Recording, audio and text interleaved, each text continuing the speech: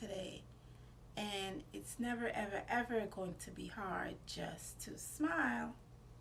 It's been a while. I did a sickle cell video, and I want to talk about surviving college. I wish I knew these things when I started college, but I had to learn these things for myself. So I say, let me make a video to help people that have sickle cell or have the trait that has those significant pain crises. It's a whole different environment, and you're gonna get culture shock. It's just, even if you go to a college that's either a HBCU or a PWI, you're gonna have issues. So having sickle cell, it just makes it even more worse. But you can help yourself, and these are things that you can do. Make your college experience more fun, and you can get more out of it. So the first thing I have to talk about is partying. They don't party to regular students, so of course they're gonna tell you guys not to party either, but you can party and still be okay. First thing is, if you know you're gonna party, say Friday night, make sure that all your work for the weekend is complete. Meaning, like, if you have paper that's due on Monday, or if you have an exam on Monday, what you can do is start studying the Monday before, or start your paper the Monday before. So by Friday, your paper will be finished. Because if you party that Friday night, I'm telling you, you're not gonna get up Saturday, and you barely probably roll over on Sunday, because sickle cell, it takes so much out of you to be able to get up that weekend. So I say, if you're partying, party. I'm not saying don't party. I'm just saying be prepared. We're always dehydrated, and we're always lacking energy. Okay, friends. It's okay to have friends on campus. Yeah, you know, everybody's gonna be meeting you, and you're going to be meeting new people and new things, and it's going to be very exciting. When you have a lot of friends, they invite you to a lot of things, and then you do a lot of things. So if your friends ask you to do something, ask you to go somewhere, and you don't go with them, a lot of times they're going to feel some kind of way. Every time I ask her to go somewhere, she doesn't want to go, or she have an excuse or something like that. But you have an excuse. So what you do is you just tell them, like, I have sickle cell anemia, and I cannot do a lot of the things that, you know, you ask me to. Or your friend gets mad at you because you can't come, then you don't need that friend. That's all. Schoolwork. Okay, in the beginning of the semester, what I didn't do it the first year. Every campus has it. It's called, on my campus, it was called Disability Support Services. Your campus might call it something else. Make sure you find it on campus, because it will help you a lot. So what I did was, before school started, I got a doctor's note saying that I do have sickle cell anemia, and it is a disability, and it's debilitating. Sometimes I won't be able to come to class, or I won't be able to participate in a lot of things. I took the note to Disability Support Services, and then they wrote a recommendation letter, and then I turned it into all my professors. Like, the first week of class is best to do this, because what it does is it gave me extra time to get to class. If you have sickle cell, what happens is, if you're rushing, or you're running fast and you're stressing your body, you can send your body into crisis. So what this does, it gives you an extra time to take your time to walk to class, or bike to class, or drive to class. Also, what they do is, sometimes when the library is packed, or the library hours is closed or something like that, they have classrooms in the support services counseling center, and then you can go and study in there instead of studying in the regular library. It's much more quiet. It's less people. You can concentrate better. You can make appointments to see a counselor that's in the disability support services and talk to them about anything. They help me a lot, especially in grad school. It gives you kind of like a space away from the classroom, meaning like you don't have to sit in class and do a lot of classwork. Also, like if you missed a test or you missed a quiz or something like that, what they do is you can take that quiz or test in the disability support service office, meaning like the professor can give the exam to the disability counselor and the counselor can give you the test. If it's a regular day, what you would do is like you would take the exam when there's lecture, and lecture is going on and you're taking an exam at the same time. It's not convenient for you.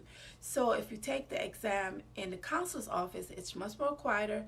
There's no lecture going on, and then you can concentrate. So make sure you check out your campus disability service. There's a lot more things that they can help you with, but those are just some of the things that they helped me with. So make sure you check them out and before classes start.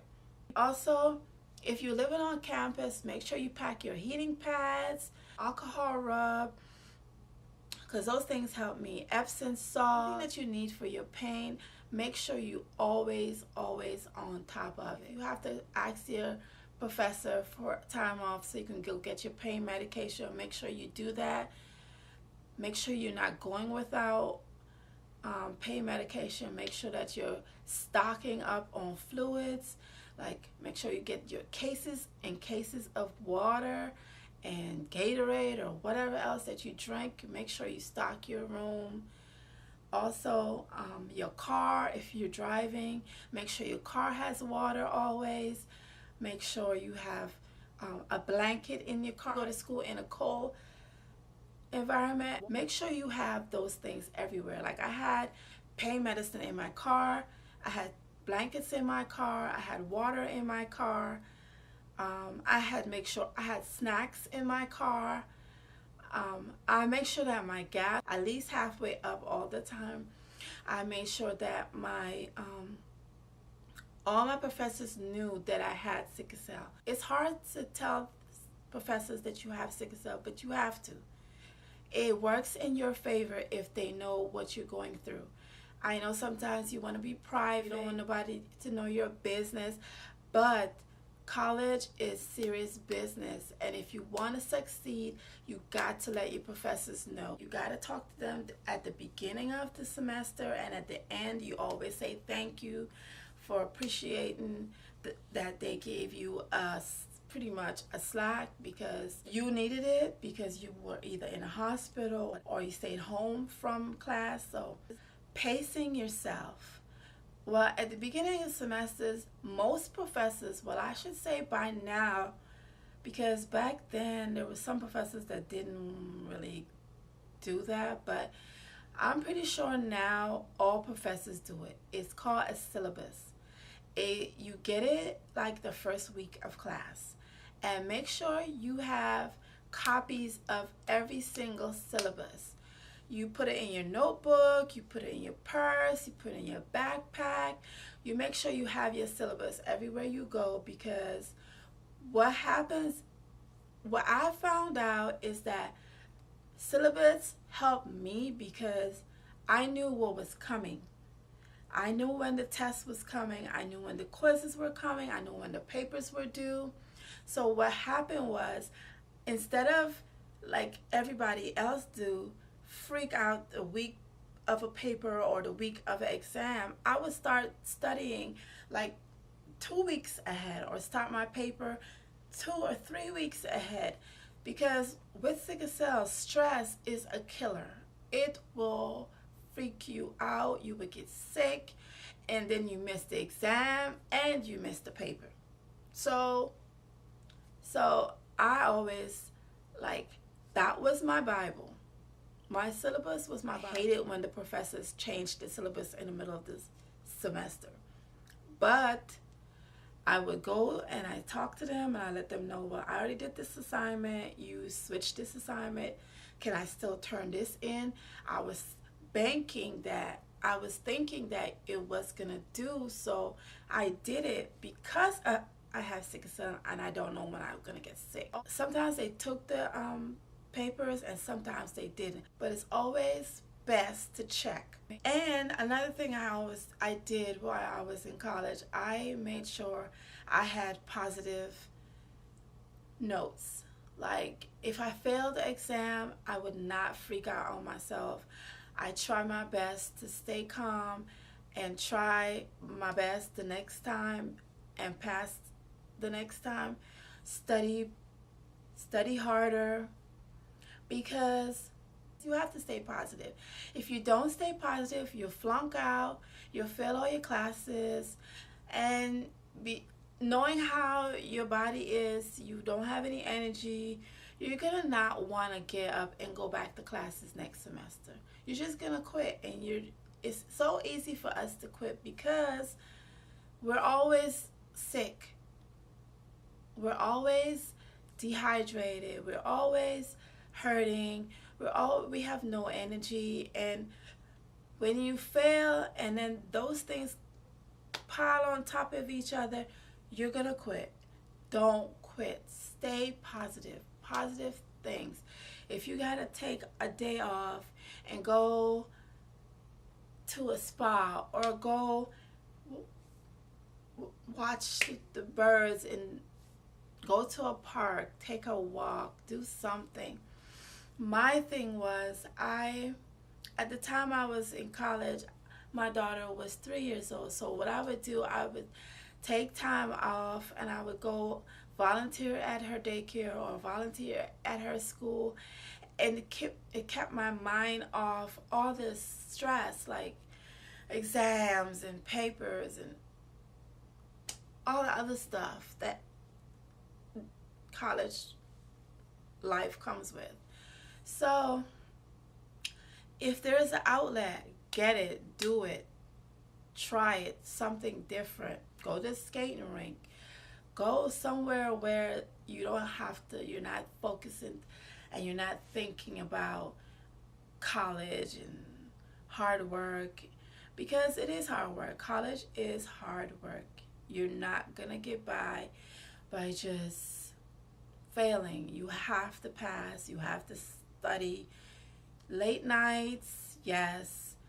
And we already know with sickle cell, you can't have late nights and be okay. You have late nights, your mornings are horrible. You don't want to get up. So positive thinking, meditation, try a yoga class, go exercise, do something, because you want to succeed at college, and you know you have this disease that just comes out of nowhere and gives you this horrible pain and horrible feeling and depressing thoughts. So stay positive. Please stay positive.